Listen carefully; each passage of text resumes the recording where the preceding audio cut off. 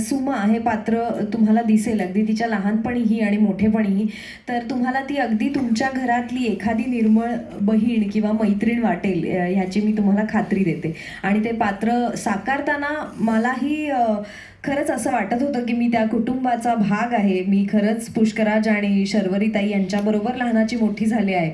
असा तिथे त्यावेळेला भाव तयार करणं किंवा सराउंडिंग तयार करणं आणि तशी स्पेस देणं हे क्रू आणि कास्ट यांचं दोघांचंही काम असतं. आणि ते मला खूप काय म्हणता येईल, अगदी परफेक्ट ॲप्ट ॲटमॉस्फिअर मिळालं. कारण फिल्म अध्यात्मावर आहे किंवा स्वामी रामदासांच्या विचारांवर आहे. त्याचा आपल्या आयुष्यात कसा फरक पडतो, नात्यांबद्दल चित्रपट आहे.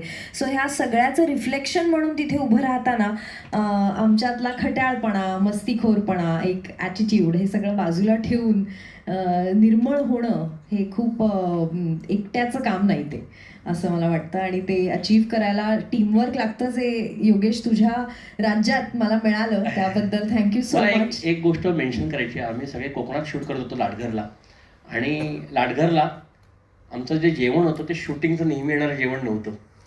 सज्जनगडावरती जे प्रसाद तयार करतात तिकडचे आचारी आमच्यासाठी लाडघरमध्ये आले होते आणि अत्यंत सात्विक असं जेवण तिथे असायचं. आम्ही सगळे कलाकार लिटरली सांगतो छान मांडी घालून शांतपणे त्याचा आस्वाद घ्यायचो. खूप पवित्र वातावरणामध्ये आणि खूप छान मनमोकळ्या वातावरणामध्ये आपण हा सिनेमा शूट केला. ॲब्सोल्युटली. म्हणजे सेट आहे किंवा टेक्निकल गोष्टी चालू आहेत आजूबाजूला, कॅमेरा आहे, ह्या सगळ्याचा विसर पडत होता अक्षरशः. म्हणजे अगदी आपले जे आर्ट डिरेक्शन असतं, त्यांनी जे मंदिर उभारलंय समर्थांच्या घरचं, म्हणजे समर्थच्या घरचं, ते इतकं खरं आहे, इतकं आपलंसं वाटलं ते. इनफॅक्ट सगळे कलाकार हे करतात की नाही मला माहीत नाही, पण बरेचसे कलाकार, मी तरी हे करते की माझ्या भूमिकेचं काहीतरी एक वस्तू किंवा एखादी गोष्ट मी ते पात्र झाल्यावर घेऊन टाकते, चोरते. आणि छोटंसं असतं काहीतरी, ते कानातलं असू शकतं, टिकली असू शकते, एनिथिंग. तर ह्या वेळेला मला ती मूर्ती इतकी म्हणजे भावली खरं सांगायचं तर, पण ती नाही चोरता आली मला. ते जरा रॉंगच वाटेल, मॉरली पण ते रॉंगच आहे. पण सो या, पण म्हणजे खरंच खूपच ते घर, अगदी ते किचन, म्हणजे तिथे जे आम्ही जे वावरत होतो, सीनसाठी एंट्री घेत होतो, असं वाटत होतं आपण दिवस रात्र करत राहूया, नकोच मिळू दे व्यवस्थित ओके शॉट होऊच नये, तिथेच राहावं, तिथेच जगावं, बंब पेटवावा, आंघोळ करावी, आपली थोडीशी भाज्या लावून काय शेती करावी, असं अक्षरशः असंच वाटत होतं. तिथे मी सुमा म्हणूनच जगले. 4-5 मांजरंही गोळा गेली होती मी, तुला माहिती आहे. सो अगदी रुळले होते मी. Thank you so much. Thank you Isha, thank you so much. आणि आता मी स्टेजवरती बोलवतोय. अशा प्रोसेसमध्ये स्वतःला ह्या कॅरेक्टरमध्ये तू इन करायचा प्रोसेस केलीस किंवा कॅरेक्टरचा अभ्यास केलास, सो तुझा एक्सपिरियन्स कसा होता? कारण मी भूषणला अनेक वेगवेगळ्या भूमिकांमध्ये पाहिलं, पण मी याच्यामध्ये नक्की सांगतो, मी पाहिलेलं भूषण किंवा मी डिरेक्ट केलेलं भूषण या फिल्ममध्ये वेगळं आहे. So how was your experience Bhushan? Thank you Yogesh. आपली सुद्धा अनेक वर्षांपासूनची मैत्री आहे. मला वाटतं 15-1 वर्षांपासून बिटवीन द लाईन्स म्हणून एक नाटक केलं होतं, मृण्मयीने डिरेक्ट केलं होतं, ते मृण्मयी देशपांडेने. आणि त्यावेळेला आमची ओळख झाली होती. त्यानंतर अनेक वेळा इंडस्ट्रीमध्ये भेट झाली, पण काम करण्याचा योग आला नव्हता, आणि तो इतक्या छान चित्रपटासाठी आला. खूप स्ट्रॉंग कॅरेक्टर आहे. मुळात मला लहानपण माझं आधी सुरुवातीला दिसलं, कारण काही काही गोष्टींना ऑटोमॅटिकली आयुष्यात खूप येऊन जातात. म्हणजे मी चिंचवडचा आहे, तर लहानपणी जे चाफेकर चौकातनं कायम जायचो, तर मी दामोदर चाफेकरांच्या स्टॅच्यूकडे बघायचो, आणि मला त्यांची भूमिका, आत्ता काम करत असताना त्यांची भूमिका मिळाली. तसेच वेगवेगळे रोल, मग महाराजांची भूमिका असो, हे जे एक एक इन्स्पिरेशन कायम आयुष्यात होते, त्यांच्या भूमिका मिळत गेल्या. आणि असंच कुठेसं कदाचित हरवलेलं मनातनं असे समर्थ आहेत असं मी म्हणेन. कारण लहानपणापासून मी कोकणातला, म्हणजे माझा जन्म कोकणातला, आजोळी जायचो कायम रायगडमध्ये. आणि रायगडला गेलो असताना मला कायम दिसायचं की आजी आजोबांच्या घरी, म्हणजे जे आपल्या पणजोबांचे वगैरे फोटो लावलेले असतात, तर न चुकता एक फोटो हा कायम असायचा, हा समर्थ रामदास स्वामींचा होता. तर त्यामुळे ते लहानपणापासून एक कुतूहल होतं. रायगडावर फिरायला जायचो, त्याचबरोबर शिवथरगडीला गेलेलो आहे. मग ती मूर्ती बघणं, त्यांच्या हातात दासबोध, ते खूप कुतूहल लहानपणापासूनचं होतं आणि कधी वाटलं नव्हतं आयुष्यात की असा त्या रेफरन्सनी त्यांचे विचार पोहोचवण्याचा चित्रपट बनेल आणि त्याच्यात मला काम करण्याची संधी मिळेल. इतकं की माझं शिक्षण कॉन्व्हेंटमधलं, त्याचाही उपयोग या चित्रपटाला होतोय. आणि अतिशय उत्तम शाळा, म्हणजे आज मी जे काय घडलो, मी कायम मला सांगायला आवडतं की माझ्या शाळेमुळे घडलो. खूप चांगले विचार मला माझ्या शाळेतनंच मिळालेले आहेत. पण तरी लहानपणी एक आजोबा असायचे आणि ते मनाचे श्लोक सगळ्या मुलांबरोबर वाचायचे आणि बरीचशी मराठी मीडियमची मुलं असायची. आणि लहानपणापासून, कारण की मराठी भाषा ही नंतर आम्हाला इंट्रोड्यूस झाली होती, तर त्यामुळे सगळे आपले पोथी, छोटी छोटी जी पुस्तकं असते ते उघडून बसायचे आणि पाठांतर असायचं आणि मला खूप भारी वाटायचं ते की हे आपल्याला का कळत नाहीये. पण तो अभिनयाचा एक किडा लहानपणी होताच. मी तसंच पुस्तक घेऊन घरी जे काय पोथी वगैरे असेल ती उघडून फक्त सूर त्याचा आहे की हे फक्त करत राहायचो, जेणेकरून जसं काय की मला कळतंय. आणि एकदा शाळेतनंच असा निरोप आला होता की ह्याला काही मराठी वगैरे वाचता सुद्धा येत नाहीये, जरा लक्ष द्या. आणि तेव्हापासून हळूहळू मनाचे श्लोक या गोष्टी आईनी लहानपणी काही शिकवलेले होते.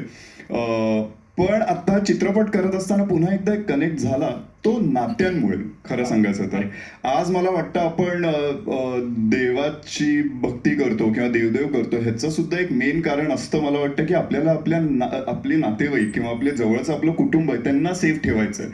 आपण एकट्याचा सुद्धा एक वेगळा खूपच कॉन्फिडन्स येतो की आपल्याला फक्त स्वतःला जपायचं आहे. तर त्यामुळे या सगळ्याचा मेन एक दुवा आहे ती म्हणजे आयुष्यातली नाती, ती खूप महत्वाची आहेत. आणि ते मला या चित्रपटातनं दिसलं, कारण ही नातेसंबंधांवरची सुद्धा गोष्ट आहे. ही वडिलांची आणि मुलाचं नातं दिसतंय आणि आपापल्या आयुष्यात वेगवेगळ्या टप्प्याला आपण अनेक नाती बदलताना पाहिली आहेत. अनेक नाती जी आपल्याला वाटली होती की कमकुवत आहेत ती घट्ट होताना पाहिली आहेत. अशी नाती मला माझ्या आयुष्यातही दिसलेली आहेत आणि दे हॅव बीन सरप्राइझिंग. त्यामुळे असं एक नातं आपल्याला आज पोर्ट्रे करता येतं आणि ते सुद्धा इतकं स्ट्रॉंग पात्र आहे की अतिशय खोलवर ऑलरेडी तो अफेक्ट असणारा, जे आता आपण ट्रेलरमध्ये पाहिलंच आहे त्यामुळे स्पॉइलरही नाहीये, लहानपणापासूनचे त्याचे विचार, तो तसा का घडला. कारण मुळात मला वाटतं लहान मुलं. धन्यवाद हे तू बोलल्याबद्दल. आणि मला फार बोलायचं नाही आहे अजिबातच. मला एवढं म्हणायचं आहे की जे काही आत्ता तुम्ही ट्रेलरमध्ये बघितलं आहे आणि जे चित्रपटामध्ये बघणार आहात तशा पद्धतीचा माणूस तुम्ही एक्सेप्ट कराल, माझ्यातलं नट एक्सेप्ट कराल अशी माझी इच्छा आहे, अपेक्षा आहे. या चित्रपटाच्या निमित्ताने काही गोष्टी झाल्या. मनाचे श्लोकांमधलं एक माझ्या डोक्यामध्ये सतत राहिलेली गोष्ट अशी यायची. मी कॉन्व्हेंट शाळेत शिकलो आहे, भूषणबरोबर मी पण चिंचवडमध्येच होतो, आम्ही एकत्र शिकलो आहे, एकाच बॅचचे आहोत. येस. तर सिस्टर कन्सर्न स्कूलमध्ये आम्ही शिकलो आहोत आणि आता आम्ही मुलगा आणि बाप अशी पात्र साकारतोय.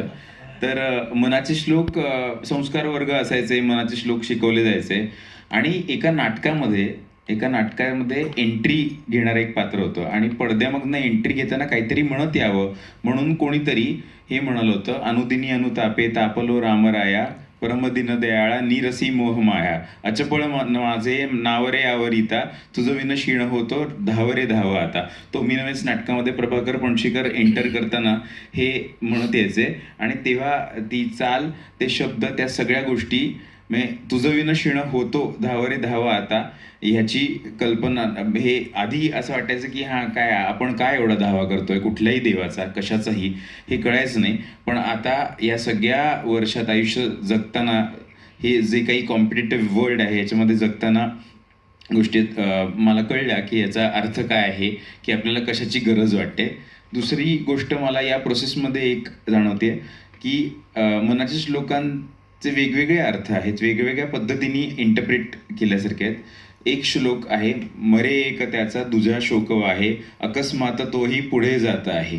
हा श्लोक म्हटलं तर एक माणूस मरतोय वाटतं का, त्याच्याबद्दलचं काहीतरी आहे की तो माणूस, दुसरा माणूस शोक करत बसलेला आहे, तो गेला, त्याची सुटका झाली त्या सगळ्या गोष्टीतनं आणि अकस्मात राहिलेला माणूसही पुढे जात आहे.